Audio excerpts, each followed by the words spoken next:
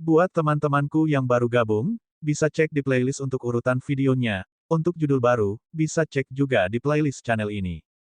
Bab 657 banding 657. Fei Yun menyalurkan tatapan Phoenix-nya secara diam-diam, ingin melihat apakah anggota suku ini benar-benar tuan yang tersembunyi. Namun, ia menemukan bahwa tua dan muda di desa ini semuanya adalah Jiangs biasa. Tentu saja, beberapa pria parubaya di sini bisa meninju dengan kekuatan puluhan ribu pound. Ini agak normal bagi Jiang karena kecakapan fisik bawaan mereka. Sedikit pelatihan akan memberikan hasil ini. Tetapi jika mereka adalah orang normal, lalu bagaimana mereka bertahan hidup di daerah ini selama beberapa generasi? Fei Yun ingin tahu bertanya pada orang tua di sini untuk melihat apakah mereka pernah diserang oleh binatang buas. Tentu saja tidak, kami belum melihat binatang buas yang kuat dalam jarak 100 mil dari desa kami. Kata seorang pria tua. Yang lain menambahkan, orang-orang kita hanya perlu berburu dalam radius ini dan mereka tidak akan bertemu dengan yang besar. Tidak ada yang menyerang desa kami juga. Petik 2. Keingintahuannya meningkat. Dia melepaskan niat surgawi dan menutupi area radius beberapa ratus mil. Benar saja, yang terkuat di sekitar hanya dibudidayakan selama 100 tahun atau lebih. Tidak ada binatang yang berumur 300 tahun ke atas yang dapat ditemukan. Sementara itu, binatang buas terus melakukan perjalanan jauh di sekitar desa, bahkan yang menjulang lebih dari 10 meter. Ini adalah fenomena yang sangat aneh. Apakah ada sesuatu atau seseorang yang mengerikan di tempat ini? Binatang buas itu bisa merasakannya dan tidak berani mendekat. Ini pasti itu. Para senior, bolehkah aku meminta latar belakang desamu atau adakah leluhurmu yang hebat? Tentu saja, tidak perlu memberitahu saya jika Anda tidak mau. Fei Yun bertanya lagi. Penduduk desa sangat sederhana dan tidak curiga selain ramah. Salah satu pria tua itu tersenyum dan berkata, sudah terlalu banyak generasi sehingga kami tidak tahu. Menurut daftar leluhur kami, keluarga saya telah ada selama lebih dari 300 generasi. Petik 2.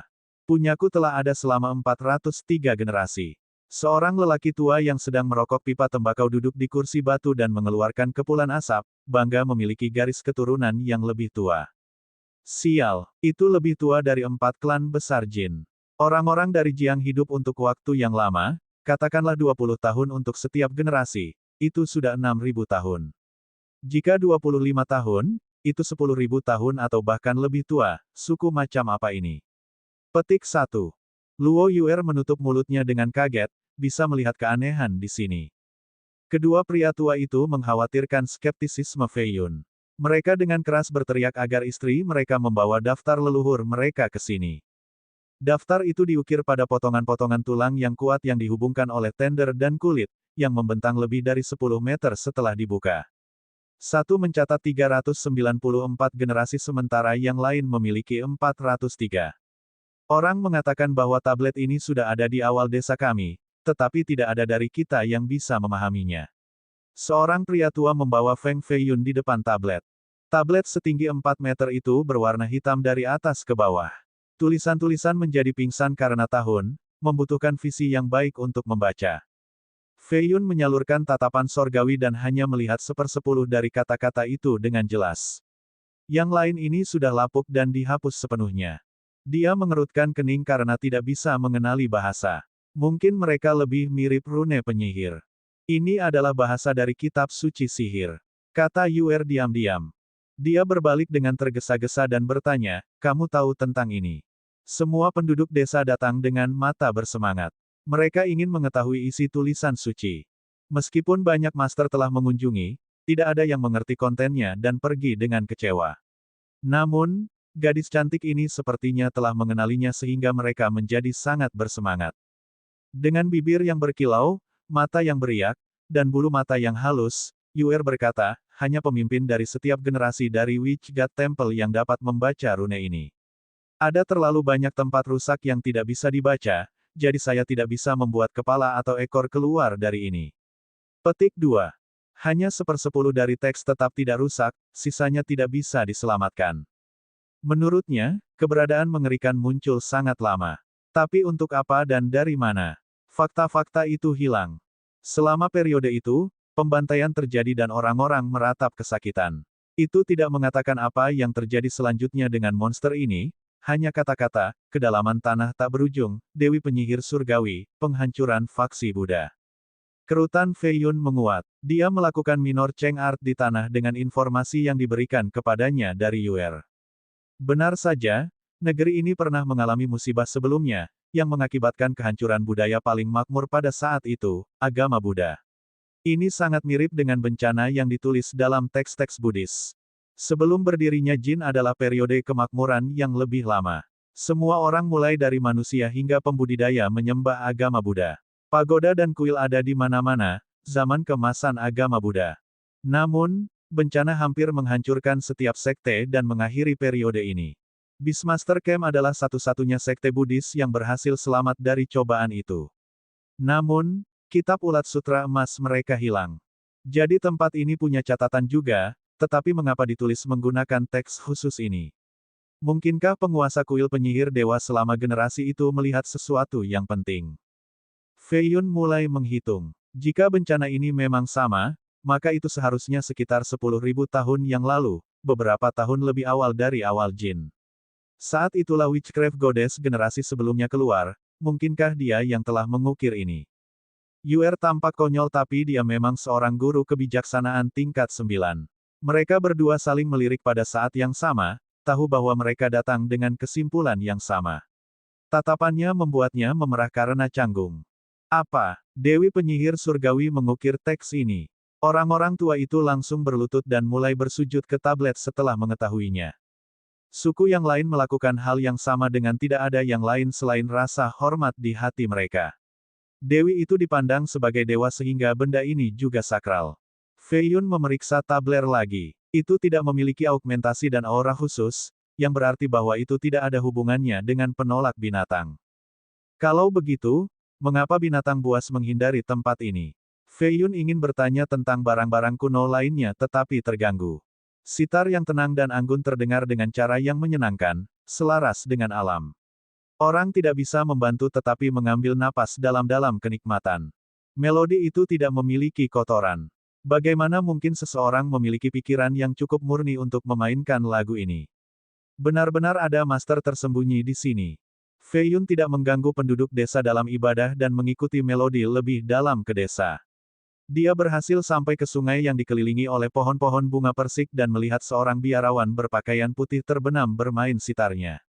Yuer berjalan di belakangnya sambil dengan hati-hati menghargai lagunya. Banyak ikan emas datang ke permukaan air, sepertinya ingin mendengarkan. Kupu-kupu dan burung-burung mendarat di cabang-cabang pohon, menyebabkan kelopak merah muda berkibar ke bawah. Hanya satu lagu dan biksu itu berhenti. Tepuk tangan. Fei Yun bertepuk tangan dan berjalan ke depan sambil tersenyum, haha. Tidak ada tempat yang terlalu jauh untuk takdir. Kami bertemu lagi, Tuan tanpa bentuk. Saya tidak berharap melihat penguasaan sitar seperti itu. Kecerdasan dan kecakapan musik kecapi Anda, hanya satu orang di dunia yang dapat menandingi Anda. Petik 2. Duduk tanpa bentuk bersila dengan ziders di atas pahanya, tampak gagah dan tampan seperti biasa. Dia meletakkan kedua telapak tangannya dan tersenyum dengan tatapan tajam, ada orang seperti itu. Seorang teman. Fei Yun berkata, tapi kami fokus pada Anda hari ini. Saya pikir Anda sedang menuju ke timur setelah kami meninggalkan Beastmaster Camp. Mengapa Anda berada di sini sekarang di Jiang kuno dan bahkan tanah tanpa akhir? Haha, jangan bilang kamu tersesat. Petik 2.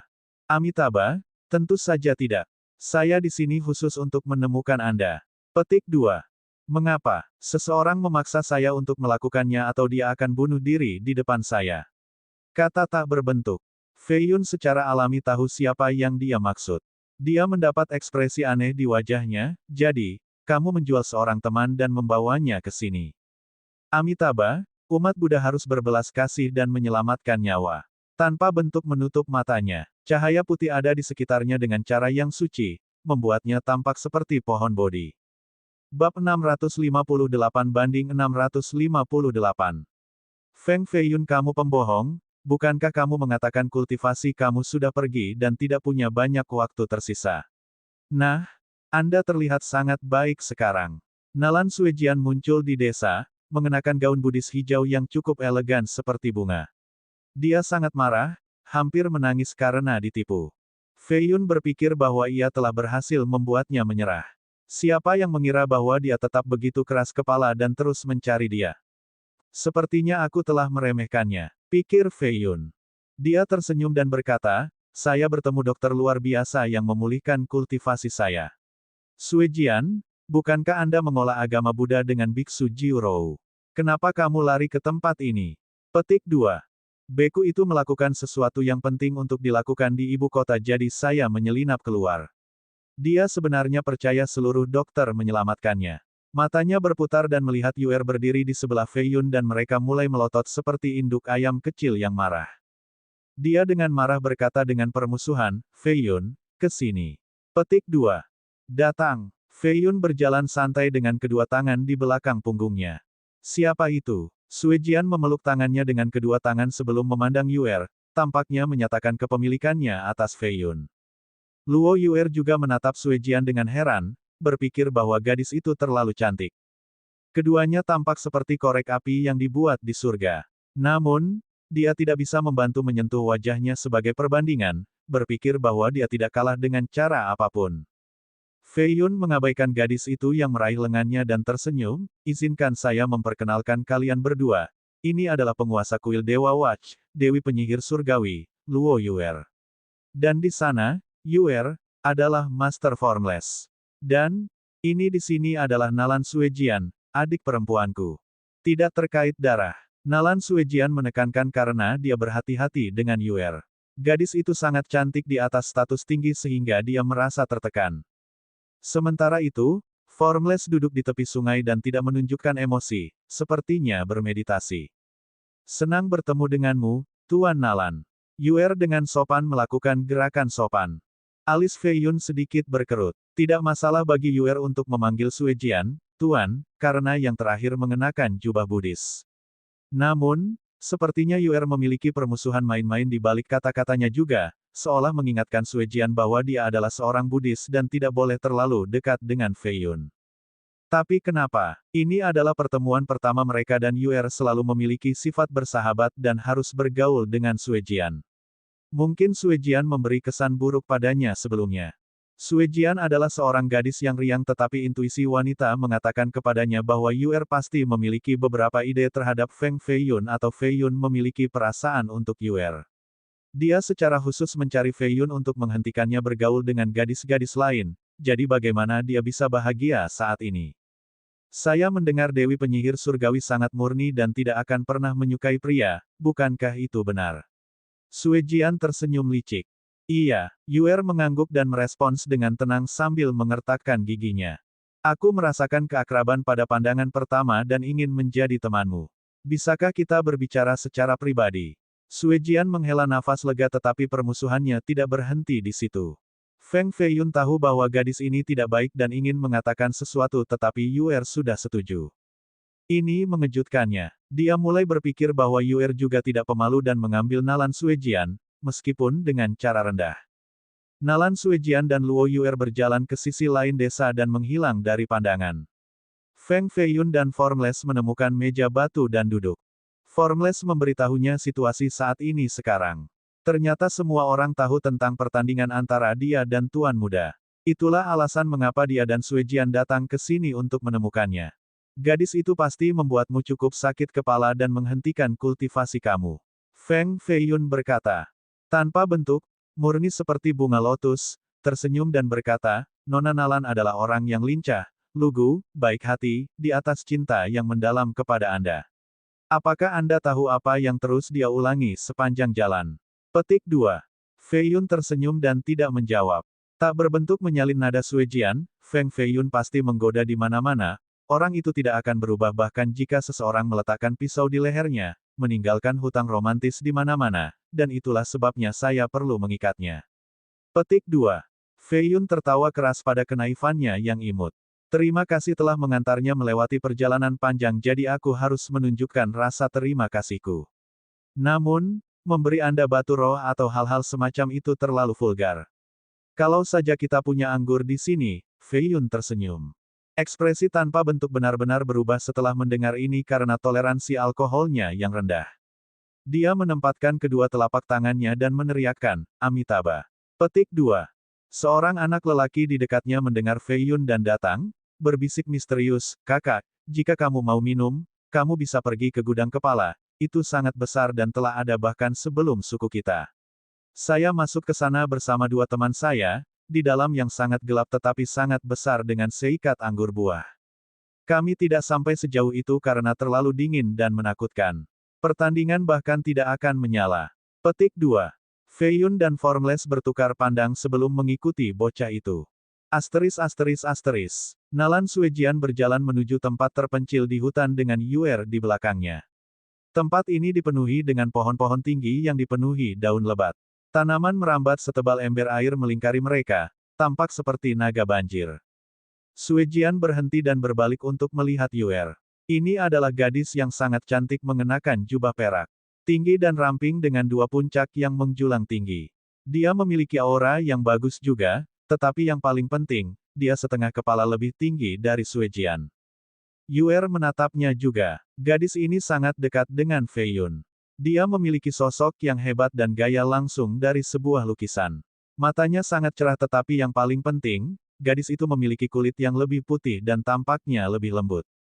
Keduanya dengan hati-hati membandingkan satu sama lain. Apa hubunganmu dengan Fei Yun? Suejian adalah orang pertama yang memecah kesunyian.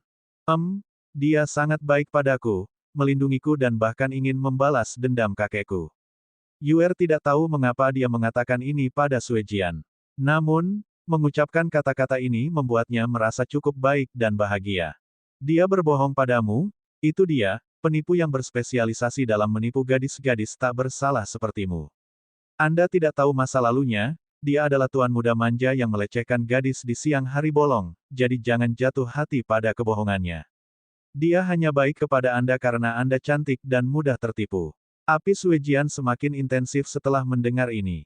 Kenapa kamu begitu kasar? Kamu cantik tapi sangat munafik. Bagaimana Anda bisa berbicara di belakangnya seperti ini? Dia akan sangat sedih jika dia mencari tahu. Yuer sedikit meringis. Petik 2. Suejian tidak punya jawaban dan hampir pingsan karena marah. Dan tentang masa lalunya, aku mengenalnya lebih dari kamu.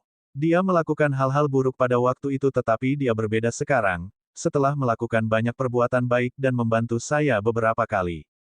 Dia pasti akan tetap setia pada kata-katanya dan membantu saya membalas dendam. Yuer melanjutkan. Dia tahu lebih banyak tentang Fei Yun. Suejian ingin mencabut rambutnya sendiri sambil berpikir, sudah berakhir untuk gadis ini. Fei Yun mendapatkan yang baik sekarang jadi tidak ada gunanya mencoba membujuknya. Aku harus menyelamatkannya dari sarang harimau, aku tidak bisa membiarkan pembohong itu menghancurkan kemurniannya. Petik 1. Nalan Suejian tidak tahu bahwa dia sendiri sangat menyukai Fei Yun. Dia ingin menyelamatkan yang lain dari harimau sambil ingin dimakan oleh harimau. Baik, saya memiliki metode yang berbeda karena Anda sangat keras kepala. Suejian memegang tasbih Buddha dan memancarkan aura Buddha murni. Teratai cerah muncul di bawahnya, nyanyian samar-samar bisa didengar. Di belakangnya ada bentangan terang Buddha.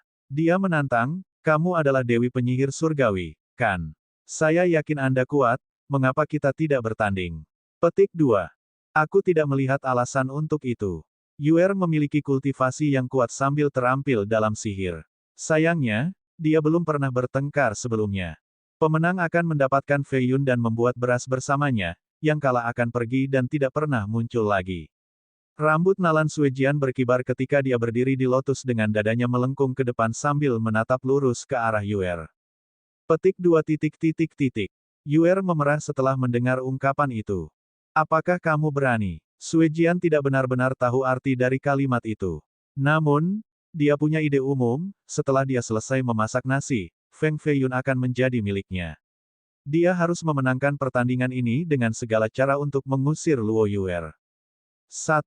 Fei Yun berkata Mei Mei, yang merupakan adik perempuan tetapi juga bisa menjadi gadis yang lebih muda, itu ambigu. 2. Itu sebuah idiom. Literal, nasi mentah sekarang dimasak. Ini berarti bahwa sekali pasangan berhubungan, sudah terlambat bagi siapapun, seperti orang tua mereka, untuk menghentikan mereka sekarang. Mungkin juga biarkan mereka menikah. Jadi Sue Jian menggunakannya di sini untuk mengatakan bahwa pemenangnya akan mendapatkan Fei Yun sepenuhnya. 3. Oke, jadi Nalan Sue Jian sendiri tidak tahu implikasi ual yang sebenarnya di balik kalimat itu, dia pikir itu hanya memasak nasi. Saya tidak tahu, kita akan melihat kemana penulis pergi dengan ini.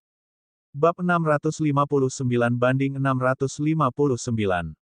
Anak itu membawa Feng Feiyun dan Formless ke kediaman kepala mereka. Kepala suku itu adalah lelaki tua berambut abu-abu yang dulunya adalah prajurit terkuat di suku itu.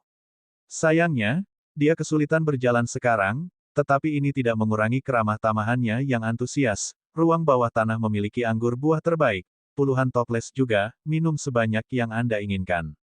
Petik 2. Dia menyuruh seseorang untuk membuka pintu batu, membiarkan angin dingin keluar. Ruang bawah tanah itu sebenarnya sebuah gua oleh sebuah tebing dengan dua lempengan batu ditambahkan sebagai pintu masuk. Ini mendinginkan anggur dan membuatnya lebih baik. Ekspresi Fei Yun dan tak berubah-berubah setelah masuk. Mereka memperhatikan bahwa gudang bawah tanah ini istimewa. Tujuan mereka bukan untuk minum tetapi untuk menemukan misteri yang tersembunyi di suku ini. Oh, ada rune yang diukir di dinding di sini. Fei Yun melihat rune samar sihir di dalam ruang bawah tanah yang gelap, jenis yang sama dengan yang ada di tablet. Tanda selalu ada di sini, tetapi tidak ada dari kita yang bisa membacanya. Kemudian, kami membuat tempat ini sebagai gudang anggur dan daging kering untuk musim dingin. Kata kepala suku itu. Rune ini mengandung kekuatan yang lemah. Orang biasa tidak bisa membaca dan membedakan mereka, hanya pembudidaya yang kuat. Perlahan-lahan ia berjalan dan matanya mulai bersinar. Sayangnya, dia tidak bisa membacanya. Rune sihir, Yuer harus tahu kontennya. Fei Yun menyalurkan niat surgawi untuk menatap lebih dalam ke gua yang gelap. Niat surgawinya dapat melakukan perjalanan ribuan mil sekarang tetapi dia hanya memiliki beberapa ratus meter lebih dalam sebelum dihentikan, tidak dapat mencapai ujungnya. Gua ini cukup tak terduga. Kita tidak bisa masuk lebih jauh ke dalam karena rasa dingin yang menggigit tulang. Beberapa pejuang muda kita mencoba sebelumnya, tetapi mereka hanya berhasil masuk beberapa ratus meter sebelum mundur. Mereka mengatakan bahwa bahkan darah akan membeku di daerah itu. Ketua tampaknya membaca niat Fei Yun. Dia terlalu tua untuk berkeliaran di ruang bawah tanah sehingga dia pergi lebih awal. Tentu saja, dia mengingatkan mereka untuk tidak tinggal lama sebelum pergi. Fei Yun ingin membawa Yuer ke sini sehingga dia bisa membaca dinding. Namun, keingintahuannya mendapatkan yang terbaik dari dirinya setelah mendengarkan kepala. Dia ingin melihat rahasia lebih dalam. Tak berbentuk biasanya acuh tak acuh terhadap segalanya tetapi dia juga menjadi penasaran dan memutuskan untuk mengikuti Feng Fei Yun. Ketika mereka berdua masuk 100 meter di dalam, mereka melihat lapisan es biru terbentuk di dinding. Pakaian mereka memiliki lapisan es juga sekarang. Suhunya turun bahkan lebih dalam 50 meter. Orang biasa akan mati kedinginan pada saat ini. Keduanya cukup kuat untuk tidak takut pada suhu ini. Mereka bahkan tidak perlu menggunakan energi roh sebagai penghalang. Pada 300 meter, suhunya menjadi sangat rendah. Es di dinding setebal 1 meter sekarang. Bahkan raksasa setengah langka akan berubah menjadi patung es pada saat ini. Tanpa bentuk menyalurkan energi Buddhis dan menutupi dirinya dalam penghalang putih bersih. Dia bahkan terlihat lebih melampaui dari sebelumnya. Namun, dia menoleh dan melihat Fei Yun tidak mengaktifkan energi apapun. Lelaki itu hanya menggunakan tubuhnya untuk menahan hawa dingin. Bahkan aku perlu menggunakan energi roh sekarang. Tubuhnya terlalu kuat. Petik 1. Karena fisik Phoenix-nya, darahnya sepanas api. Hanya aliran darah saja yang menghilangkan rasa dingin di kulitnya. Jika seseorang melihat cukup dekat, mereka akan melihat energi dingin menghilang setengah inci sebelum benar-benar menyentuhnya. Ini bukan energi dingin yang biasa, mungkin ada item seperti SSS yang mendalam atau binatang es surgawi di sana. 50 meter lagi membuatnya terlalu sulit untuk Fei Yun. Dia memanggil energi ungu dan mengubahnya menjadi penghalang seperti keranjang di atas menggunakan cincin roh tak terbatas. Tak berbentuk juga mengeluarkan manik emas seukuran kepalan tangan. Itu melayang di atasnya dan menuangkan penghalang emas di sekelilingnya. Jika kita tidak dapat mencapai ujung dalam 100 meter lagi, kita harus kembali. Tanpa bentuk ragu-ragu, Fei Yun mengangguk, menyadari bahaya yang datang dari dalam. Tempat ini sangat dingin, mungkin sesuatu yang mengerikan sedang disegel di sini. Ketika mereka berjalan, mereka menemukan beberapa titik putih mengkilap di lapisan es di dinding. Titik-titik ini berenang dengan cepat hampir seperti kunang-kunang. Mereka adalah es yang sangat besar, lahir di daerah yang sangat dingin dan sangat sulit ditemukan. Mereka juga digunakan sebagai bahan untuk harta roh peringkat kelima. Dia akan langsung terluka jika dia menyentuh mereka sekarang. Dia benar-benar ingin mengambil beberapa, tetapi dia tidak memiliki wadah yang tepat untuk mereka. Wosh! Satu setitik di sekitar ukuran sebutir beras terbang keluar dari es, disertai dengan sentuhan dingin.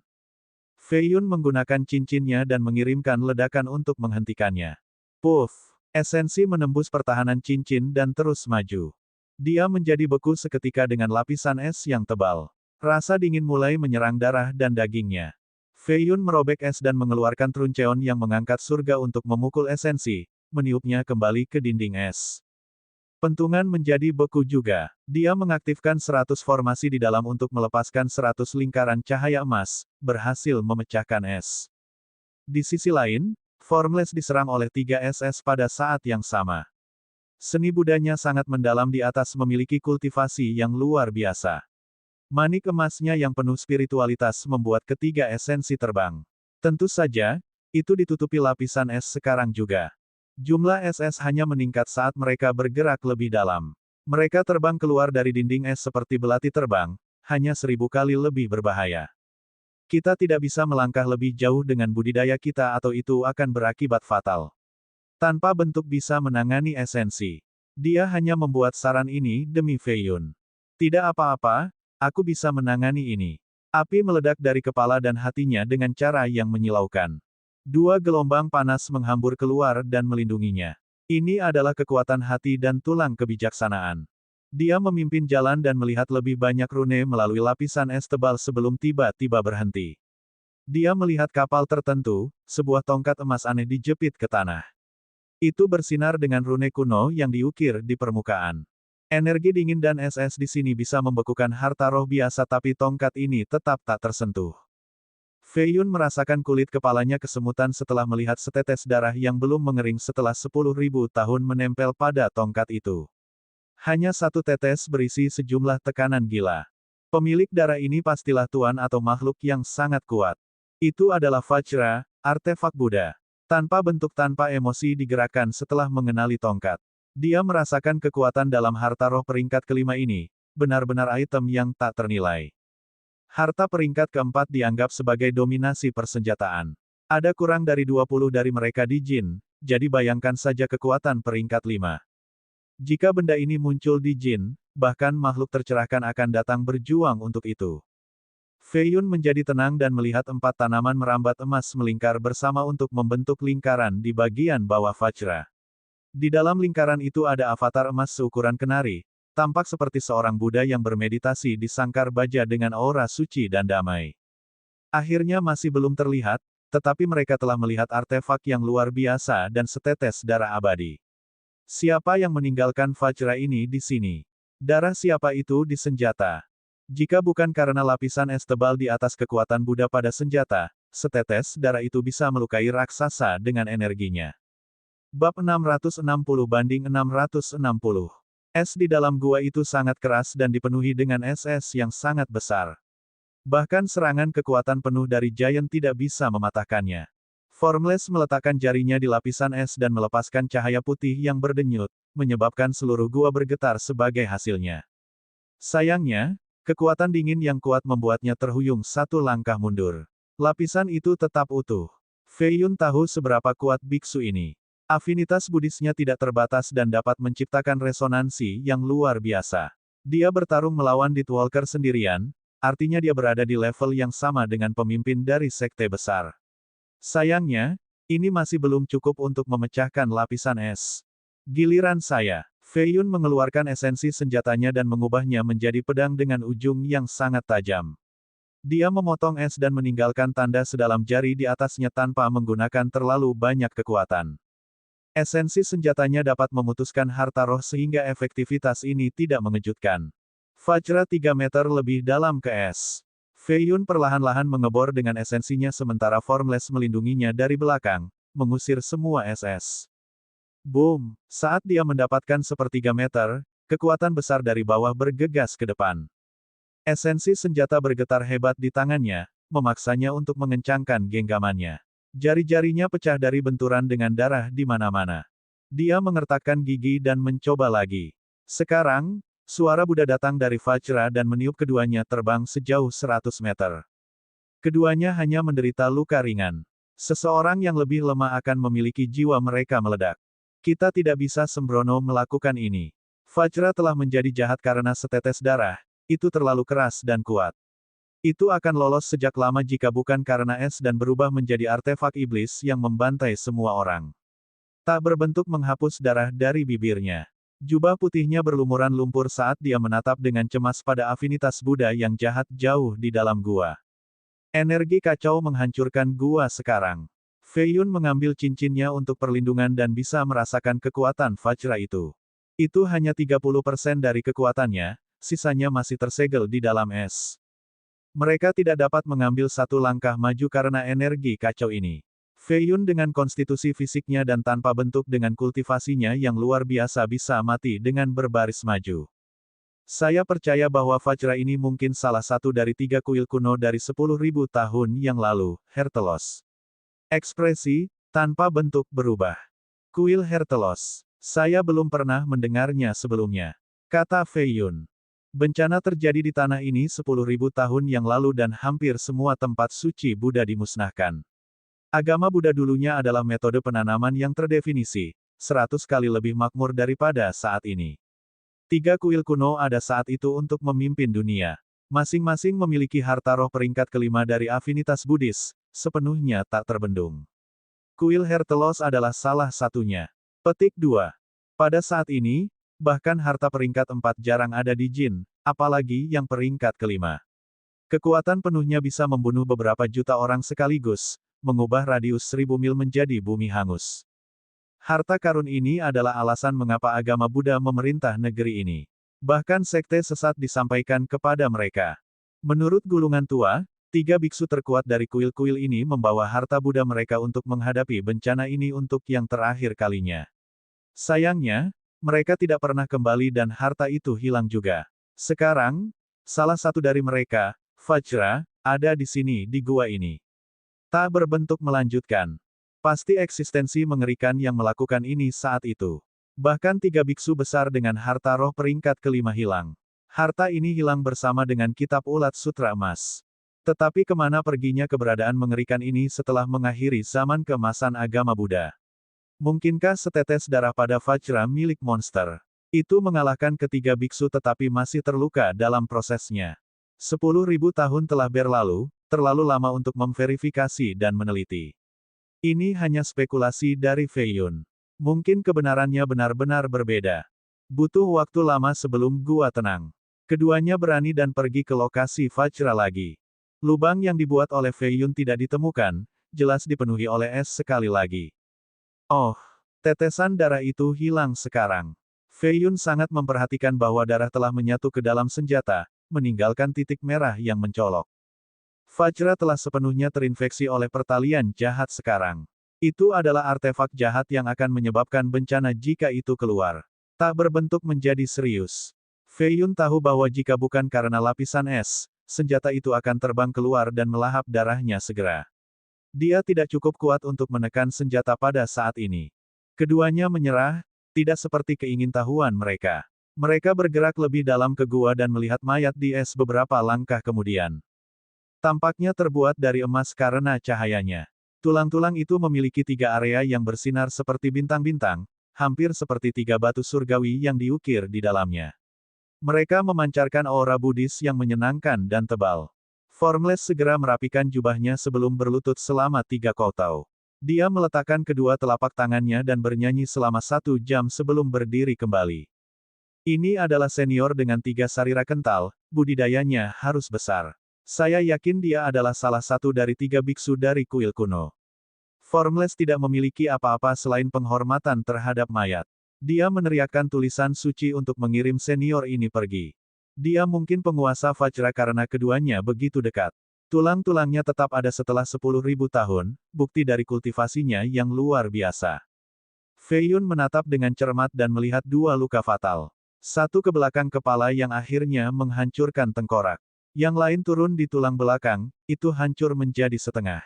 Mayat ini adalah harta bersama dengan 3 sarira sehingga Fei Yun ingin mengeluarkannya. Namun, Formless menghentikannya. Pengejaran seumur hidup para pembudidaya Buddhis adalah perdamaian. Dia tidak memilikinya pada zamannya, jadi biarkan dia beristirahat sekarang setelah kematian.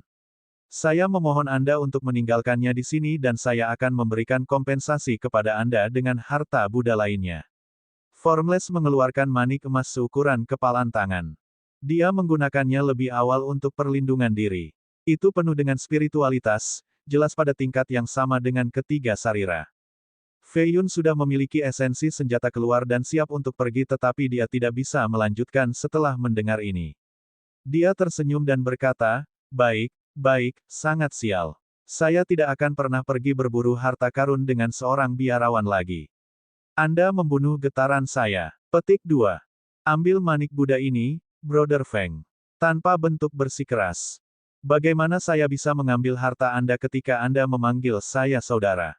Ditambah lagi, aku juga tidak kekurangan harta dan hanya menginginkan 3 sarira untuk Nalan. Oh well, tidak apa-apa, dia toh tidak suka kultivasi Buddha, lupakan saja. Kata Fei Yun. Keduanya bergerak dan melihat 2 harta lagi, drum perunggu seukuran penggiling batu dan bel besar. Mereka juga diwarnai dengan darah yang telah meresap jauh ke dalam inti. Afinitas jahat ini jauh melebihi yang ada di Vajra sebelumnya. Itu tampak seperti 2 setan disegel di dalam. Darah iblis Fei Yun sedang terpengaruh dan mulai mengocok, terutama tulang punggungnya. Itu mengalir keluar menggeliat energi gelap dan hampir berubah menjadi naga hitam, ingin merobek tubuhnya untuk keluar. Ledakan memekakkan telinga meledak di benaknya dan hampir pecah gendang telinganya. Sebuah suara jahat dan luar biasa dari dalam tulang belakang berbicara, saya ingin langit tidak memiliki apa-apa selain kegelapan, saya ingin tanah ini ternoda oleh darah, saya ingin umat Buddha jatuh ke dalam pengabaian iblis. 1. Apakah ada orang lain yang menganggap Formless adalah tuan muda sesat? Penampilannya terlalu besar kebetulan, kan? Bab 661-661 Tulang Fei Yun berubah menjadi naga hitam. Permukaan vena menjadi terlihat di tubuhnya, juga menjadi hitam dalam proses seperti tanaman merambat. Dia terlihat sangat garang sekarang seperti iblis. Dia secara alami menyadari transformasi ini tetapi pikirannya menjadi semakin kacau. Mata merahnya penuh haus darah dan keinginan jahat berasal dari tulang belakang, bukan darahnya. Tampaknya ada roh jahat yang tersembunyi di tulang belakang yang terus mengirim niat membunuh dan keinginannya ke Fei Yun. Afinitas jahatnya ditekan oleh manik-manik giok Buddha dan Tan Qingsu meletus untuk kedua kalinya. Dia dengan cepat mengenakan gaun 9 merpati untuk mencoba dan menghentikannya. Rune jahat surut dan berubah redup. Sayangnya, itu tidak sepenuhnya berhenti. Tanpa bentuk melihat ini dan membuat mantra sambil melantunkan, tenang hati mantra. Tanda putih terbang keluar dari mulutnya dan menyatu dengan Fei Yun. Boom! Tulang belakang mengirimkan energi yang lebih besar, tampaknya mudah tersinggung. Energi ini terbang keluar dari mulut Fei Yun, mengeluarkan raungan keras. Itu mengirim Formless terbang sebagai hasilnya. Kekuatan ini menghancurkan energi Buddha tanpa bentuk dan membuatnya kehilangan kendali. Ketika kakinya menyentuh tanah lagi, dia sudah berada di luar gua. Lempengan batu yang bertindak sebagai pintu telah hancur oleh dampaknya. Tanpa bentuk meludahkan seteguk darah, matanya dipenuhi rasa tidak percaya.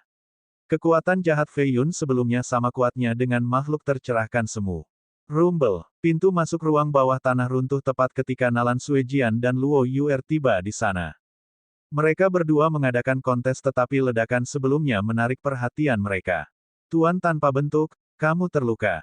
Para bidat ada di sini. Suejian tahu seberapa kuat beku ini melebihi siapapun.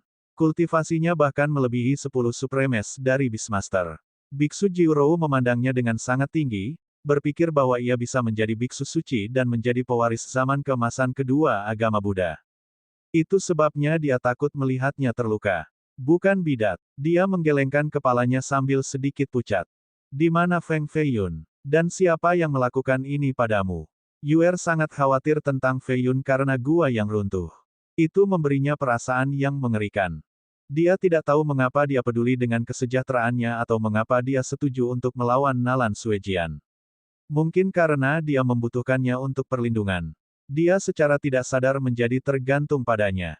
Feng Fei Yun berubah jahat, tanpa bentuk menunjuk ke ruang bawah tanah sebelum muntah darah lagi.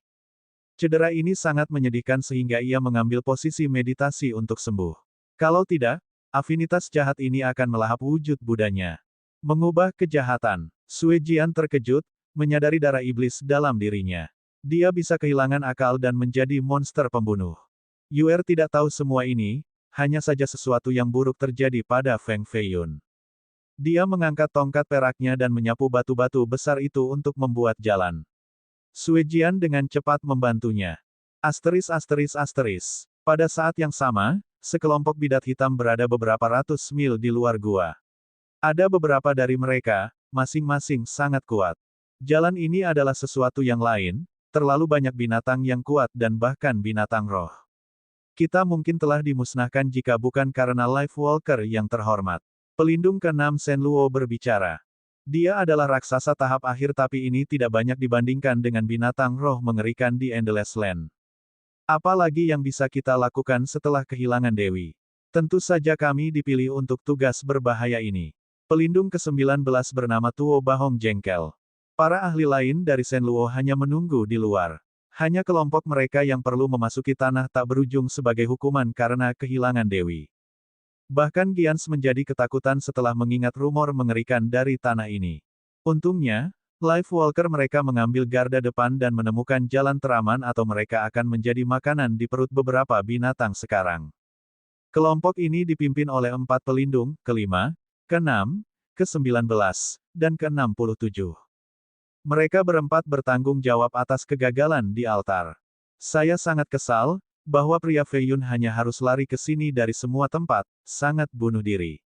Dia bisa mati sendiri, bukan menyeret kita juga. Pelindung ke-67 adalah pria parubaya dengan sepasang mata elang. Dia adalah raksasa tahap awal dan memiliki luka yang dalam di punggungnya berkat cakar burung roh. Dia akan hancur berkeping-keping jika dia tidak memiliki jimat pelindung sebelumnya. Langkah Feng Fei Yun adalah bunuh diri dan mereka bisa menunggunya di luar. Namun, semua orang tahu tentang pertandingan antara Raja Surgawi dan Raja Muda Sesat. Mereka adalah sekte nomor 1 dari faksi sesat. Jika Fei Yun berani masuk dan tidak, mereka akan mengalami ejekan dan cemoohan dari semua pihak. Jadi, mereka dipaksa masuk ke sini untuk mendapat kesempatan menebus diri. Mereka hanya ingin menemukan dan mengajarkan Fei Yun pelajaran yang baik. Oh, Life Walker yang terhormat baru saja mengirimi kami pesan lain. Ada sebuah desa kecil 300 mil di depan yang berisi aura dewi. Pelindung ke-5 menerima informasi ini dan dengan cepat menggunakan teknik gerakan aneh. Dia melesat di udara seperti hantu dengan kecepatan kilat. Yang lain mengikuti tepat di belakangnya. Giants bisa membersihkan jarak ini hanya dalam beberapa detik. Di dalam gua, afinitas jahat memuntahkan dari Fei Yun. Dia meraung dan mencakar lapisan es, menyebabkan kristal terbang. Lapisan itu pecah, memperlihatkan gendang perunggu di bawahnya. Itu langsung terbang ke genggamannya. Gendang ini berlumuran darah dengan perpaduan antara agama Buddha dan kejahatan. Itu meledak dengan cincin bergema hampir seperti guntur di 9 cakrawala. Kekosongan mulai bergetar ketika fenomena visual Buddhis dan nyanyian muncul. Namun, aura haus darah mengubah nyanyian yang harmonis menjadi tangisan pertempuran. Neraka menggantikan gambar-gambar yang harmonis. Boom! Fei Yun memiliki koneksi dengan drum dan menekan afinitas jahatnya. Dia dengan gila mengetuk-ngetuk dan kekuatan destruktif menghancurkan lapisan es di dekatnya. Vajra dan Bell of Nature juga meninggalkan segel mereka dan mengeluarkan ledakan memekakkan telinga. Dewi Sihir, turun bersamamu. Suaranya menjadi serak dan menakutkan seolah-olah itu berasal dari neraka. Jubahnya hancur, hanya menyisakan gaun Nine Doves. Dada dan lengannya melotot dengan otot ketika dia berjalan lebih dalam ke gua bersama dengan 3 artefak jahat. Setiap langkahnya membuat tanah retak. Afinitas jahatnya menghancurkan kristal es di sekitarnya, termasuk es-es yang ganas. Siapa yang tahu berapa lama dia berjalan ke depan? Dia melintasi penghalang es dengan 7 warna bersama dengan pesawat tanpa akhir sebelum membaca ujung gua. Ini adalah area besar, lebih dari 1.000 kaki dan beberapa ribu kaki lebar. Banyak pilar tertutup es jauh lebih tebal daripada lapisan luar yang tersebar di sekitar area. Fei Yun tidak cukup kuat untuk menerobos mereka sekarang. Itu tampak seperti istana besar dengan platform yang terbuat dari batu giok putih di tengahnya. Di sana duduk seorang wanita suci dengan rambut terbungkus ke tanah. Kulitnya seputih salju, bibir merah muda, dan fitur sempurna, jelas hanya sedikit lebih rendah dari Namong Hongyan atau Dongfang Jingyue. Dia juga disegel di lapisan es yang lebih tebal dalam pose meditasi. Awan merah melayang di sekitarnya dan membentuk-bentuk pohon surgawi. Dia telah berada di negara ini selama lebih dari 10.000 tahun. Matanya tertutup rapat, sepertinya mati. Previous, bab 662/662. Istana bawah tanah telah dibekukan selama 10.000 tahun dengan keindahan di dalamnya. Tubuhnya tidak membusuk dan dagingnya memiliki warna cerah. Satu masih bisa melihat masing-masing alisnya. Jangka waktu 10.000 tahun benar-benar panjang, lebih dari cukup untuk menghalau setiap penggarap biasa, lebih dari cukup untuk menghancurkan kerajaan abadi, lebih dari cukup untuk lautan berubah menjadi ladang mulberry, lebih dari cukup banyak untuk generasi pahlawan untuk muncul. Tahun-tahun ini terakumulasi di sungai waktu yang mengalir menuju yang tidak dikenal. Bahkan makhluk tercerahkan di alam nirvana tidak dapat hidup lebih dari 10.000 tahun. Bahkan, banyak ahli di ranah surga kenaikan juga tidak bisa melakukannya.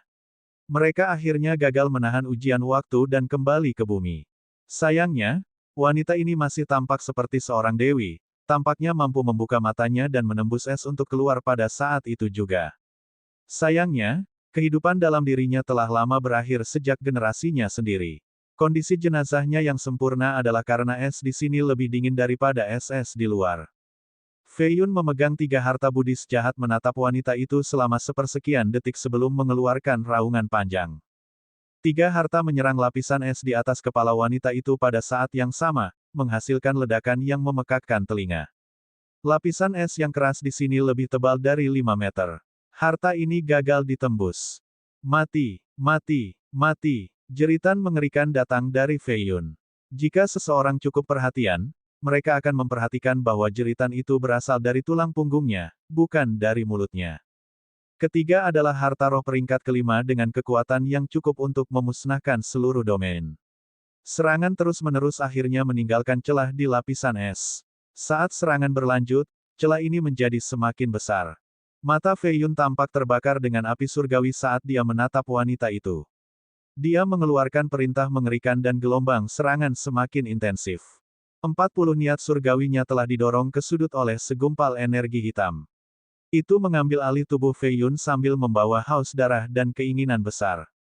Benar-benar ada jiwa yang tersembunyi di tulang belakang, itu mengambil alih saya sekarang. Fei Yun bisa melihat, mendengar, dan bahkan merasakan segalanya. Satu-satunya hal yang tidak dapat dia lakukan adalah mengendalikan tubuhnya sendiri. Banyak saraf berkumpul di tulang belakang sehingga seseorang dapat mengontrol 4 anggota badan, integumen, dan organ internal. Tulang Fei Yun dikendalikan oleh tulang belakang Yama sekarang, jadi tidak ada yang bisa dia lakukan. Selain itu, segumpal energi hitam mulai menyerang otaknya. Kenapa itu bangun, dan sangat mudah tersinggung? Dan mengapa ketiga harta Buddhis itu menaati Yama seolah-olah dia adalah tuan mereka? Fei Yun memikirkan kemungkinan. Mungkinkah Yama lah yang mengakhiri zaman keemasan agama Buddha? Maka darahnya akan berada di senjata itu. Untaian jiwa yang tersembunyi di tulang belakang merasakan kehadiran senjata yang telah menembusnya sebelumnya dan bangun. Pikiran ini menakutkan Fei Yun, tetapi itu adalah penjelasan yang paling masuk akal. Namun, ada beberapa lubang. Sebagai contoh, mayat Yama diambil dari makam surga kenaikan di Grand Southern oleh nenek moyang gua Violet Seacors. Di sisi lain, senjata-senjata ini terletak di Endless Land. Kedua lokasi ini sangat berjauhan. Apalagi siapa wanita ini? Yama sangat ingin membunuhnya. Tampaknya ada permusuhan besar di antara keduanya. Mati. Yama terus menggunakan tubuh Fei Yun untuk mengendalikan 3 harta. Ledakan itu lebih keras daripada gunung runtuh. Seluruh area tata ruang bergetar. Fei Yun dengan hati-hati menatap wanita itu. Ya, Dia tidak memiliki kekuatan hidup yang tersisa tetapi masih memiliki awan yang menguntungkan di sekitarnya. Jelas ada pohon surgawi yang tumbuh di sana. Fei Yun telah melihat pohon di dalam Luo Yuer sebelumnya. Itu identik dengan yang ini. Jadi dia dewi dari generasi sebelumnya. Dia ingat tablet tua yang diukir oleh dewi sebelumnya yang menggambarkan bencana sejak lama. Jika wanita yang terperangkap dalam es itu memang dewi sihir, semua ini akan dijelaskan. Dia pasti seorang kultivator tertinggi yang bertarung bersama 3 rahib melawan Yama. Pertempuran itu pasti luar biasa tetapi berakhir dengan kemunduran agama Buddha. Hampir semua sekte Buddhis dihancurkan. Keempatnya akhirnya jatuh juga. Pohon di dalam dirinya masih hidup, terhuyung di tepi. Karena ini, Luo Yuer tidak bisa membangunkan pohonnya sendiri karena 2 pohon sihir tidak akan muncul pada generasi yang sama. Fei Yun merasa seolah-olah ia telah memahami hampir semua hal di luar beberapa hal. Sebagai contoh, mengapa Yama digali dari makam seorang pembudidaya langit surga sementara dewi ini dimakamkan di tanah tak berujung. Perkembangan baru-baru ini telah mengejutkan dunia. Sebuah istana es telah terbang keluar dari makam surga ketinggian. Itu mengambang sekarang dan terlihat sangat cerah, membekukan udara dalam radius beberapa ribu mil. Sepertiga Grand Southern dipengaruhi oleh gelombang dingin ini sehingga badai salju ada di mana-mana. Petik 2. Sial, itu lebih dari terakhir kali keluar 6 tahun lalu. Petik 2. Istana es telah menunjukkan dirinya sebelumnya dan melayang selama 2 tahun. Itu hanya membawa badai salju di satu daerah tetapi sekarang, skalanya jauh lebih mengesankan. Para murid, penguasa harta karun, dan para ahli dari pagoda Wanxiang pergi untuk berlatih di sana. Sayangnya, kultivasi Fei Yun terlalu rendah saat itu dan tidak berpartisipasi. Istana es kembali ke tanah kemudian begitu banyak tuan ingin menggali daerah itu. Sayangnya, mereka tidak bisa melihatnya sekilas. Kedatangan kedua istana secara alami menarik kembali para tuan ini. Semua orang segera berlari ke Grand Southern Prefecture. Saya mendengar ledakan besar datang dari dalam, cukup keras untuk dapat didengar dari ribuan mil jauhnya. Petik 2. Penampilannya tidak normal saat ini. Mungkin ada 2 keberadaan mengerikan yang bertarung di dalam. Petik 2. Orang-orang berpikir bahwa akan ada harta yang luar biasa di dalamnya. Sembarang-sembarang orang akan menjadi luar biasa. Namun, Grand Southern menjadi milik wanita jahat sekarang dan pasukan mayatnya. Tanah tak bernyawa ini membuat orang ragu. Wanita jahat telah membantai 300 juta tentara dari dinasti sebelumnya bersama dengan 3 markuise surgawi. Dinasti tidak lagi berani mengambil tindakan. Siapa yang tahu seberapa kuat dia sekarang? Memasuki wilayahnya bisa mengakibatkan kematian yang cepat. Tentu saja, beberapa masih cukup berani untuk menyelinap masuk. Vajra, Bell of Nature, dan Drum Buddhist Magnificent pernah mengancam kejahatan dunia ini. Sayangnya, mereka telah berubah menjadi jahat setelah ternoda oleh darah Yama. Afinitas jahat telah melampaui afinitas Buddha mereka. Satu pukulan dari mereka bisa memusnahkan area ribuan mil secara instan.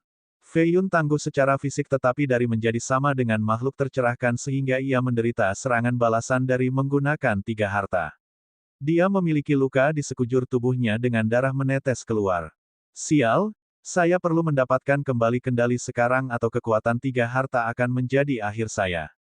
Petik 1. Bahkan jika tubuhnya runtuh, tulang punggung Yama hanya akan pergi dan terbang. Bagaimana dengan Fei Yun? Dia perlu mengolah jiwanya dan menjadi momok pada saat itu.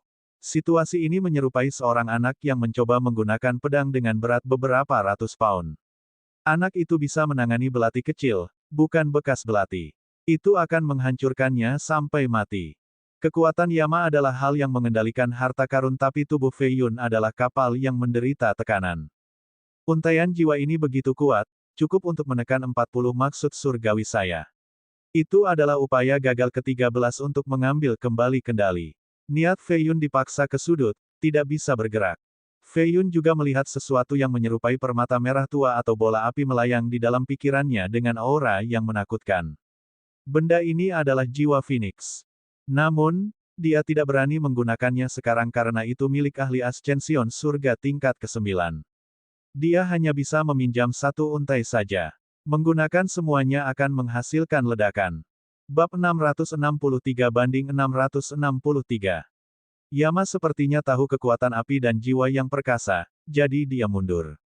Feng Feiyun, yang pernah menjadi pemimpin suku Phoenix, sangat marah karena tubuhnya diambil alih oleh orang lain. Dia berkomunikasi dengan niat surgawi, mundur atau aku akan menghancurkan untaian niat terakhirmu. Saya tidak peduli dengan tubuh saya dan hanya akan mulai berkultivasi sebagai momok. Petik 2. 40 niat surgawinya berputar di sekitar jiwa Phoenix, bersiap untuk membukanya sepenuhnya untuk menghancurkan niat sisa Yama. Yama kuat tetapi tidak pada tingkat yang sama dengan Tuan suku Phoenix. Jiwa ini, setelah diaktifkan, akan membakar niat sisa ini seperti ngengat yang terbang ke api. Tentu saja, dia tidak akan melakukan ini jika ada cara lain. Mengolah jalan hantu terlalu berbahaya dan bisa berakhir dengan penghancuran total, tidak lagi bisa bereinkarnasi. Berat, tubuhmu memiliki jiwa sage iblis hebat yang telah memberikan takdir dan takdir kepadamu, jadi aku tidak ingin mati bersamamu atau menyinggung orang bijak. Saya hanya akan meminjam tubuh Anda sejenak sebelum mengembalikannya. Suara dingin datang dari tulang belakang. Meskipun ada di tubuhnya, itu terdengar seolah-olah itu 1.000.000 mil jauhnya. Feiyun terkejut. Dia berpikir bahwa niat yang tersisa ini hanya akan memiliki haus darah dan tidak ada rasionalitas. Yama jelas berpikir bahwa jiwa ini ditinggalkan oleh seorang bijak dari ras iblis, yang berarti bahwa Feiyun memiliki dukungan kuat di belakangnya, seseorang yang bahkan lebih kuat darinya selama masa jayanya. Karena itulah ia bersembunyi di tubuh Feiyun, sadar bahwa pria itu memiliki kekayaan besar. Dia tidak akan menyangka bahwa jiwa Phoenix ini sebenarnya milik Feiyun. Feiyun dengan dingin berkata, tubuhku akan segera runtuh karena 3 harta roh peringkat 3. Jika Anda tidak mundur sekarang dan meninggalkan tubuh saya akan mengubah Anda menjadi abu. Petik 2. Jangan khawatir, kita sudah selesai. Yama tidak ingin menyinggung Feng Feiyun tetapi dia juga tahu bahwa melepaskan jiwa Phoenix itu tidak baik untuk mereka berdua.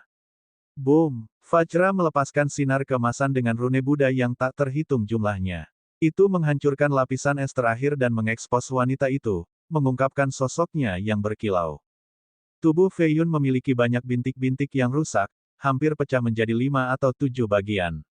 Setelah detik terakhir itu, ia segera memutuskan koneksi dengan 3 harta. Dentang, mereka jatuh ke tanah dan menjadi pingsan lagi dengan berkurangnya energi jahat. Namun, aura mereka masih mengerikan seperti 3 gunung. Tidak ada yang berani mendekat. Dia menghela nafas lega karena dia berhasil menyelamatkan tubuhnya dan tidak harus mati bersama Yama. Sayangnya, membiarkan orang jahat ini tetap di tubuhnya juga bukan hal yang baik. Ditambah lagi, dikendalikan seperti ini cukup menyebalkan. Pergi sekarang atau aku memadamkan jiwamu. Feiyun mengancam. Namun, Yama mengabaikannya sementara energi jahat di tubuhnya melonjak karena kemarahan dan kebencian. Setelah beberapa saat, Yama berteriak, aku tidak akan membiarkan pelacur itu beristirahat dengan tenang bahkan setelah mati.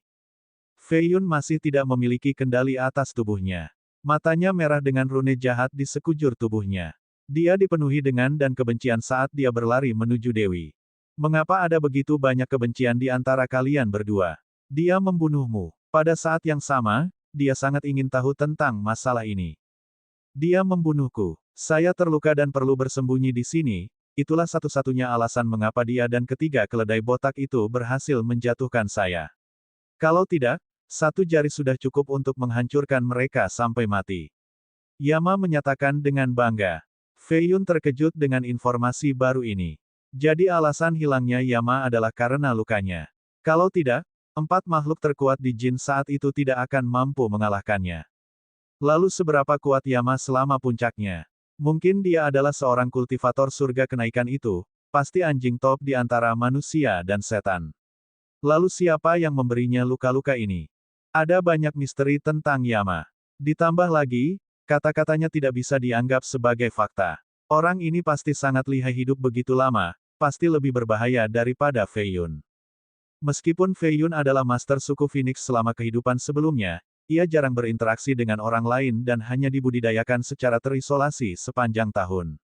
Satu-satunya alasan mengapa ia memenangkan kursi itu adalah karena bakatnya yang luar biasa dan kultivasi yang kuat, bukan melalui skema dan strategi. Kekuatan tipisnya mengintimidasi 7 Ratu Phoenix. Jika dia benar-benar Phoenix licik saat itu, Sui Yueting tidak akan berhasil menipunya.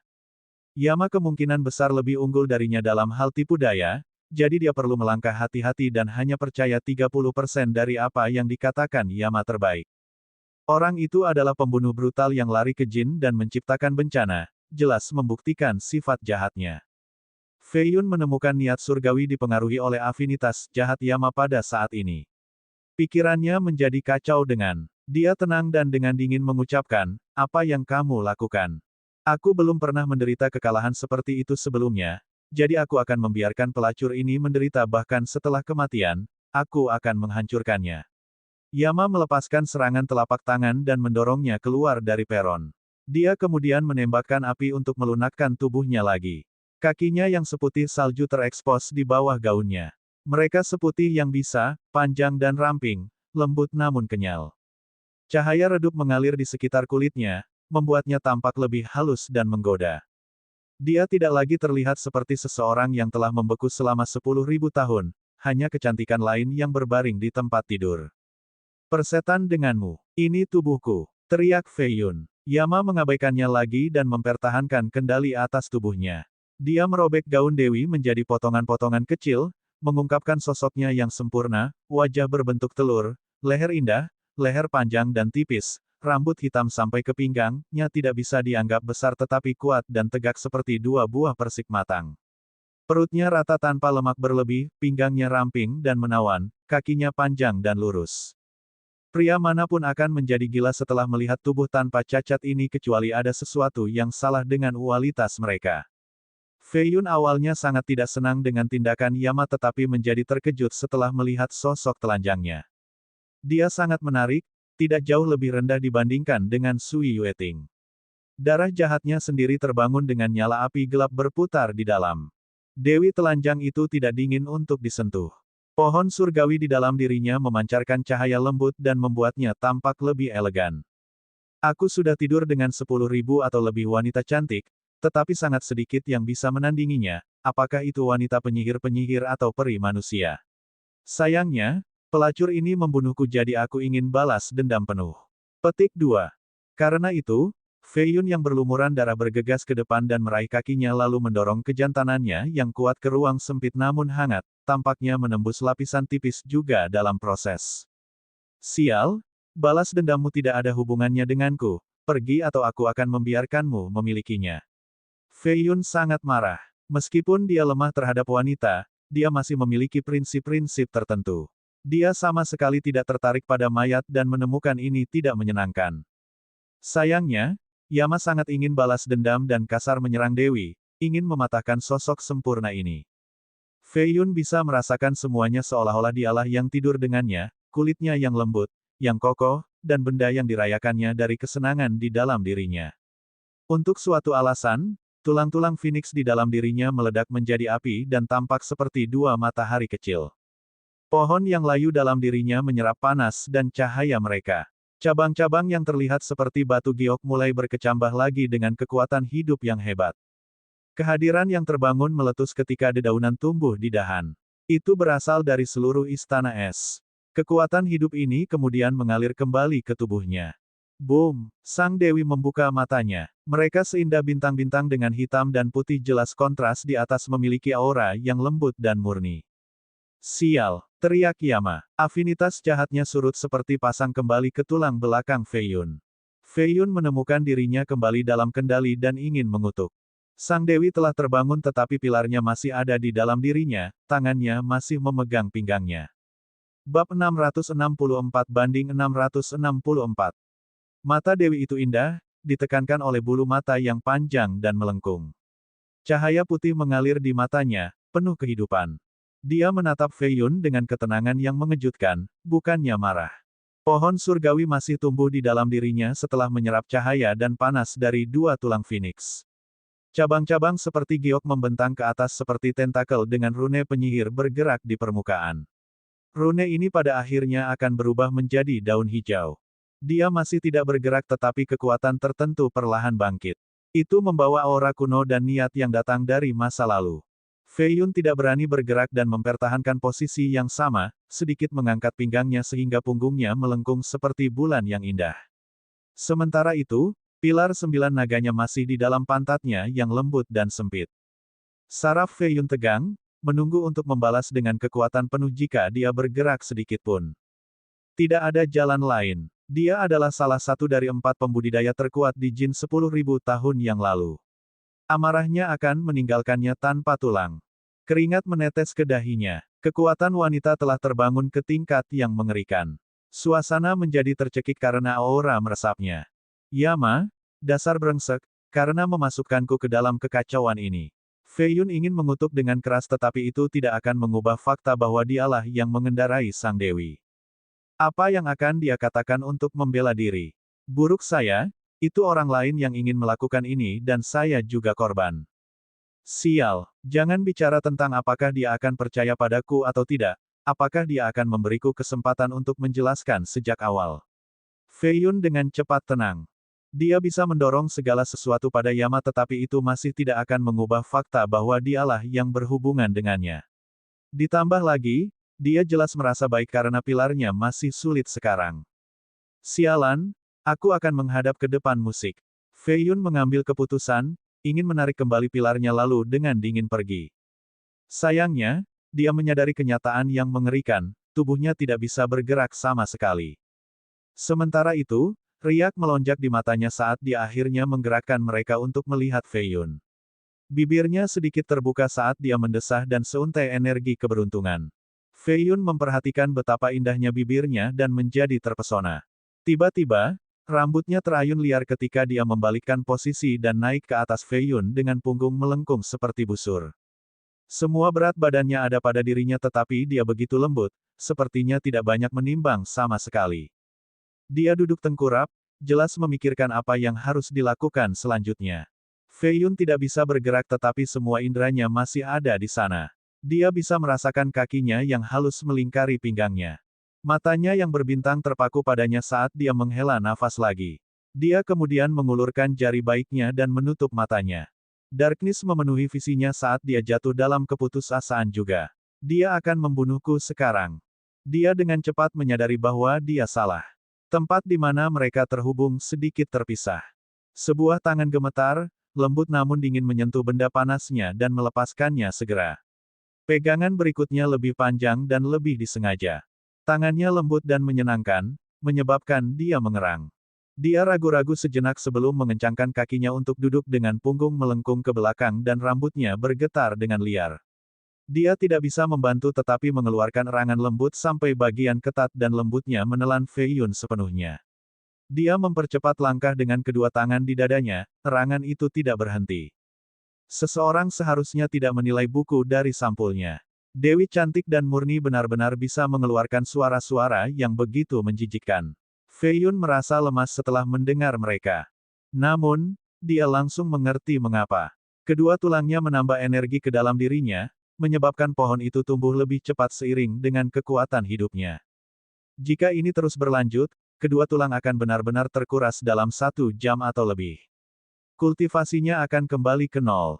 Bahkan, dia bahkan bisa berubah menjadi mayat kering. Jadi dia belum bangun sepenuhnya karena tidak mudah melakukannya setelah tidur selama 10.000 tahun. Dia menyerap energi Phoenix saya untuk menghidupkan kembali pohon, lalu dirinya sendiri. Dia kehilangan minat dalam karena dia tidak ingin mati. Kecemasannya terputus oleh energi dingin yang mengalir kembali ke tulangnya. Kekuatan Phoenix yang hampir habis menjadi membutakan dan lebih panas setelah menerima gelombang baru ini.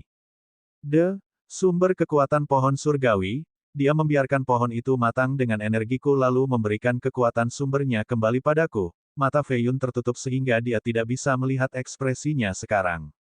Dia tidak berani membayangkan wajah wanita suci ini saat dia mengerang juga. Dia menyadari bahwa dia telah salah paham padanya. Menyerap kekuatan tulang Phoenix tidak membutuhkan. Dia takut dia akan mati setelah dia mengambil energinya. Dia memprakarsai sesi ual ini sehingga dia bisa memindahkan sumber kekuatan pohon surgawi kepadanya. Untuk lebih spesifik, 2 tulang. Tidak heran mengapa dia menghela nafas 2 kali, itu bukan keputusan yang mudah. Tapi kenapa? Fei Yun tidak bisa mengemukakan alasannya. Dia adalah orang yang mengambil keperawanannya. Keputusan paling logis adalah membunuhnya tetapi dia melakukan yang sebaliknya. Mungkinkah ada wanita yang baik hati sampai pada kebodohan? Dunia memiliki terlalu banyak orang dan masing-masing memiliki nilai-nilai mereka sendiri. Keadilan di mata seseorang bukan dari perspektif orang lain. Beberapa menggigit tangan yang memberi makan, yang lain membalas kejahatan dengan kebaikan. Seorang wanita yang terlalu polos bisa memaafkan pemerkosa sementara seorang istri dapat meracuni suaminya terlepas dari seberapa baik dia untuknya. Hati manusia tidak mungkin dibaca. Seseorang seharusnya tidak berpikir hanya karena mereka percaya bahwa ada sesuatu yang bodoh sehingga tidak ada orang lain yang melakukannya. Apakah dia melakukan ini karena kebaikan atau ada motif tersembunyi? Fei Yun tidak punya banyak waktu untuk berpikir. Sayangnya, karena dia tidak akan mati, dia sebaiknya menikmati ini dan mulai masuk ke dalamnya juga. Akhirnya, seluruh tubuhnya menegang saat dia melepaskan aliran panas ke tubuhnya. Sang Dewi juga mengeluarkan erangan panjang. Dia tampaknya telah kehilangan semua kekuatan di tubuhnya dan jatuh lurus ke dadanya. Dia bernapas dengan lembut, mengeluarkan aroma yang manis. Setelah beberapa saat, dia akhirnya turun darinya. Ketika dia kembali bergerak, dia membuka matanya dan dengan cepat bangkit. Dia melihatnya mengenakan jubah biru samar sekarang, sosok yang menakjubkan, fitur sempurna, dan cahaya keberuntungan. Pohon cerah di dalam dirinya memancarkan partikel-partikel kecil. Dia bahkan lebih cantik dari peri legendaris di 9 surga. Dia berdiri di sana, tampak melampaui dengan nyanyian suci bergema di sekitar. Aku telah memberimu kesempatan sebagai kompensasi. Kami tidak saling berhutang apapun. Anggap ini sebagai mimpi dan tidak lebih. Suaranya memiliki irama surgawi dan irama yang tidak terkendali. Dia mengayunkan lengan bajunya dan mengambil kembali 3 senjata yang berlumuran darah. Dia kemudian memecahkan kekosongan dan melompat ke dalam, menghilang dari istana. Apa maksudmu? Kami bahkan seperti itu, karena kami berdua harus berada di atas sekali. Persetan dengan itu, Fei Yun ingin berbicara dengannya untuk masuk akal dari kekacauan ini. Sayangnya, dia tidak bisa mengejar karena budidaya dangkal. Dia secara alami mengerti apa yang dia maksudkan. Dia berpikir bahwa dia menyelamatkannya dari es dan dia juga memberinya sesuatu kembali. Mereka berdua sama dan tidak ada hubungannya satu sama lain mulai sekarang. Namun, dia tidak setuju dengan ini. Mereka berdua jelas menikmatinya, jadi bagaimana mungkin dia mengembalikan sesuatu padanya? Di sisi lain, pohonnya akan layu dalam waktu 3 tahun dan dia akan mati nyata kali ini. Dengan demikian, dia benar-benar menyelamatkan hidupnya. Itu sebabnya dia pikir mereka tidak genap dan dia memanfaatkannya. Pikiran ini agak tercela tetapi Fei Yun tidak akan membiarkan ini pergi. Tidak bisa membiarkannya berakhir seperti ini, aku harus menemukannya dan memberitahunya bahwa dia salah. Petik 1. Bab 665-665. Sang Dewi juga membawa 3 harta yang terinfeksi bersamanya, meninggalkan istana yang dingin. Ukiran dan altar kuno ditutupi lapisan es tebal. Pecahan yang patah di tanah sekeras logam dengan dingin yang menusuk tulang. Fei Yun bangun dengan hanya gaun 9 merpati padanya. Sang Dewi dengan jelas memakainya untuknya. Aku telah menembus level ke-6, aku berada di ranah setengah langkah awal sekarang. Fei Yun sangat gembira dan memeriksa dantiannya, menemukan lautan ungu sedang dikerjakan di dalam dengan energi tanpa akhir. Lebih dari 100 naga ungu berenang di lautan energi ini. Selain itu, energi rohnya menjadi lebih murni dan menyilaukan. Ini karena sumber energi dari pohon. Itu membersihkan tulang Phoenix-nya bersama dengan tubuh dan energinya. Dia berada di puncak level ke-5 dan bisa menerobos setiap saat. Energi pembersihan dari pohon ini berhasil. Jadi ini yang dia maksudkan ketika dia bilang kita genap. Fei Yun menggosok dahinya dan memiliki kesan yang lebih baik tentang Dewi. Orang lain mungkin benar-benar menghabiskan energinya untuk menghidupkan kembali. Mungkin vitalitasnya juga. Namun, dia merasa berhutang budi padanya karena membangunkannya. Karena itu, dia menggunakan sumber pohon untuk menyelamatkan hidupnya dan membantunya berkultivasi. Ini adalah contoh kasus membayar kejahatan dengan kebaikan. Dia sama sekali tidak ingin memanfaatkan Fei Yun. Dia adalah orang yang paling diuntungkan dari usaha ini. Namun, dia bahkan melakukan momen keren sebelum pergi dengan pernyataannya. Fei Yun berubah merah dan merasa rendah diri sebagai hasilnya. Dia menghela nafas dan berkata, karakter yang sangat bagus. Saya pikir mayoritas wanita berbahaya dan serakah, tidak murni seperti dia. Petik 2. Fei Yun jarang memuji wanita dan jarang memiliki kesan yang baik sejak awal. Tentu saja, ini tidak lebih jauh dari itu. Dia adalah kebalikannya. Jika seseorang meninju dia sekali, dia ingin membayar 100 kali lipat.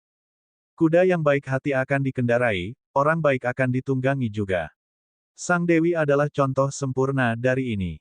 Beberapa saat yang lalu, Yama bersembunyi dengan sangat baik di tulang punggungnya dan Sang Dewi tidak dapat mendeteksi jiwanya yang terpecah. Jika dia tahu bahwa Yama ada di sana, dia mungkin tidak menunjukkan belas kasihan kepadanya. Krek, retakan besar tiba-tiba muncul di istana dan menyebar dengan cepat seperti sarang laba-laba.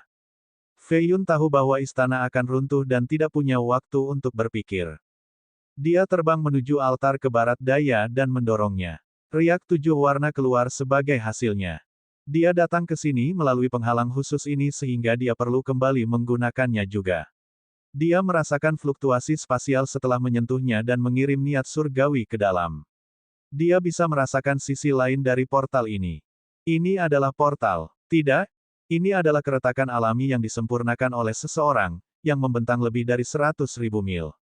Itu pasti jauh dari tanah tak berujung. Fei Yun terkejut. Fei Yun menyadari adanya keretakan spasial tertentu yang dapat menjangkau berbagai bidang. Keretakan ini bisa membawa seseorang lebih jauh dari portal tingkat surgawi. Dia memasuki celah untuk meninggalkan istana. Sementara itu, area di belakang runtuh dan menjadi kacau. Energi dingin mengamuk di daerah itu seperti bilah tajam. Fei Yun melihat pemandangan cerah di luar, dataran yang tertutup salju dengan banyak orang di sekitarnya. Sayangnya, ia disibukkan dengan sesuatu yang lain di dalam istana, kecemerlangan keemasan yang terlihat seperti matahari kecil. Itu memiliki aura Buddha. Intuisi memberitahunya bahwa harta ini pada awalnya disegel oleh es. Runtuhnya istana melemparkannya keluar. Itu mengambang di udara sekarang tepat di sebelahnya. Dia meraihnya tanpa memeriksa apa itu. Dia kemudian sepenuhnya memasuki celah dan bisa mendengar teriakan datang dari dataran, ulat sutra emas. Rumble, istana di atas kuburan runtuh menjadi potongan-potongan es. Energi yang meledak mengubah segalanya menjadi bubuk es. Para petani yang menunggu di luar merasa heran. Istana es ini telah muncul beberapa kali di masa lalu dan pasti berisi harta karun yang luar biasa. Sayangnya, tidak ada yang tersisa dari itu sekarang. Orang-orang sangat kecewa. Mereka mempertaruhkan hidup mereka untuk memasuki Grand Southern Prefecture. Ini bukan hasil yang mereka inginkan. Energi dingin akhirnya tersebar di atas kubur, hanya menyisakan serpihan salju yang berserakan. Istana itu tidak bisa runtuh tanpa alasan, seseorang pasti telah mengambil harta itu. Istana kehilangan energinya sehingga runtuh. Seorang lelaki tua yang mengenakan seragam pengawas mayat mengeluh. Iya, saya melihat seorang Buddha emas mengapung di sudut istana yang runtuh sebelumnya, hanya setinggi 7 inci tetapi seterang lampu surgawi, sangat menyakitkan untuk dilihat lurus. Ini sesuai dengan deskripsi tulisan suci yang legendaris, ulat sutra emas. Seorang beku merasa emosional ketika mengingat adegan itu sebelumnya. Apa? Kitab ulat emas. Buku yang membawa zaman keemasan agama Buddha 10.000 tahun yang lalu. Apakah ini muncul sekali lagi? Petik 2. Versi sempurna dari tulisan suci ini adalah artefak suci. Bahkan makhluk tercerahkan akan keluar untuk mencarinya. Berita ini akan mengejutkan semua orang. Petik 2. Di antara 3 teks suci, ulat sutra emas dan kitab suci Dao lebih berharga daripada catatan pencari harta karun istana. Bagaimanapun, yang terakhir itu berharga bagi tuan harta dan makhluk dari dunia yin dan yang. Namun, itu tidak banyak digunakan untuk seorang kultivator biasa. Jadi betapa berharganya dua lainnya. Sebagai contoh, Yin Gou adalah salah satu dari 4 klan besar di Jin. Ketika Dongfang Jingsui menggunakan seni pertama kitab suci Dao, pohon abadi, ini menyebabkan kegemparan besar. Master klan perlu untuk menghilangkan rumor palsu dan mengatakan bahwa mereka hanya memiliki beberapa halaman compang camping dari bab pertama ini. Jika orang berpikir bahwa mereka memiliki seluruh bab pertama, itu akan membawa kehancuran bagi klan. Klan itu kuat tetapi keserakahan laki-laki bahkan lebih kuat. Ingat, ini hanya berbicara tentang satu bab. Seluruh tulisan suci akan membawanya ke tingkat berikutnya. Saya setuju, saya pikir saya melihat tulisan suci itu juga di atas sosok yang sudah dikenal. Seorang penatua tertinggi dari Gua Violet berbicara dengan maut di matanya. Siapa? Tumpahkan itu. Feng Feiyun. Penatua ini mengungkapkan senyum menyeramkan. Para pembudidaya di dekatnya ragu. Salah satunya adalah seorang pria yang mengenakan baju besi hitam, tampak seperti komandan surgawi dari pengadilan. Dia mendengus, semua orang tahu tentang perselisihan besar antara Gua Mayatmu dan Yang Mulia. Cara untuk membingkainya. Petik 2. Komandan lain tertawa, Yang Mulia sedang mengadakan kontes dengan Raja Sesat Muda sekarang, jadi bagaimana dia bisa sampai di sini? Orang tua, jalankan mulutmu lagi dan aku akan membunuhmu. Petik 2. Siapa yang tahu kalau dia benar-benar ada di Endless Land sekarang? Mungkin itu hanya tipuan sementara dia sebenarnya di sini untuk mengambil tulisan suci. Saya benar-benar melihat seseorang yang mirip Feng Feiyun sebelumnya mengenakan gaun 9 merpati. Saya tidak peduli apakah Anda semua percaya atau tidak. Penatua tertinggi tidak takut sama sekali. Dia memiliki 10 mayat di belakangnya, cukup untuk keluar tanpa cedera. Penatua ini kemudian meninggalkan daerah itu dan mengirim jimat giok tercepat kembali ke sekte.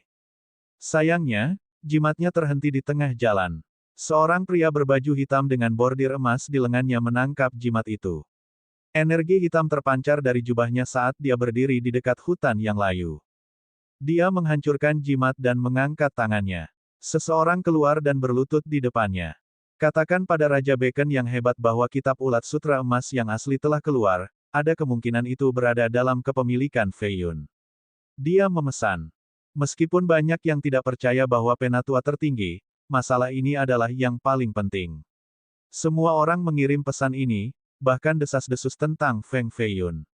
Berita ini menyebar ke seluruh dinasti dan bahkan ke Istana Roh Suci. Master Sekte tidak bisa mengambil alih situasi ini. Mereka datang ke tanah terlarang mereka untuk meminta nasihat kepada leluhur mereka yang sedang berkultivasi.